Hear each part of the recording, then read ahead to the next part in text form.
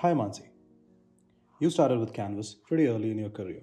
Tell us, how does a new designer find their path? When you're starting out as a new designer, I think it's integrated in your work ethic that you do a lot of referencing. So you will look at products, you will look at industrial design, you will look at architecture, you will look at interior design, and you will learn to pick up the good parts about the design. Um, but the key here is to make sure that you do it often enough. Craft is emergent in nature. So when you do this a couple of times or 100 times, it becomes a part of your work ethic and you do this then instinctively. So good design will come to you if you're surrounded by a lot of it. The other part of this is when you interact with products, you will have a certain critique for them. But that's the kind of critique you need to have with your own work as well. You have to be extremely demanding of your work, and you have to make sure that there is no shortcuts you're taking, or you're not justifying or over justifying your work. You have to ask yourself a question that is this good enough every single time you work? It can't be a thing you're doing when you're just starting out. You have to keep doing it as long as you design.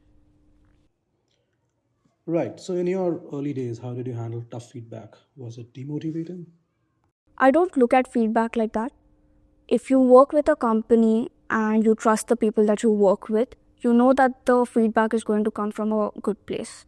So if that's out of the question, then feedback is inevitable. Anybody you work with, you're always going to have feedback. But it's a means to make sure that the product that you're designing comes closer to perfection. I become a better designer if I keep getting feedback because it doesn't come from a bad place, it comes from a good place. So it could be repetitive feedback. It could be feedback over and over again. It could extend for months. But when you're locked in, these things don't really matter to you personally. They are just a way to get to a better solution, to a better kind of design. Got it. So, what lessons have you learned from your peers that help you nurture new talent now? When I was starting out, I think something that really helped me was my mentor used to manage the logistical or the operational part of my work. So that means that I didn't have to be bogged down by managing deadlines or making sure, finding ways to get resources. So something that's really helpful is managing all their deadlines for them or making sure that they have the resources that they need when they're working on a product so that they don't get distracted when they're designing. They can focus on the design of it and you can make sure that management isn't hampered by it. So, how do you make time for your own work while guiding other ICs? So it's a part of your job to help, guide, or reach out or make sure that they're designing better. But the scope of your work is much wider than the scope of their work as new designers. So you can't really bargain with your time. If you know that you're going to need a couple of hours in the day to sort of lock in and finish up your tasks, you have to give yourself that kind of time and you have to give yourself that kind of space to work. You cannot really get bogged down or get distracted because you're managing a lot more things comparatively. And the responsibility is much higher for senior designers versus new designers. So you just have to tread lightly. You're always there, they can always approach you, but you have to be true to your own tasks through the day. So, now that you're a senior designer, how have the questions changed for you? When you're a new designer, the scope of your work is a little bit limited compared to when you become a senior designer. So the questions that you have to deal with have higher implications. So you start to think about if I'm designing a product, how do I make sure that developers can really easily get through this? Or I have to make sure that business is benefiting when I'm designing. I also have to see if this is scalable, if this is responsive to all the viewports. The questions really are for the whole product, not just a simple screen that you're designing. It's not just a flow that you're designing. You're designing an entire product and your design needs to justify its existence.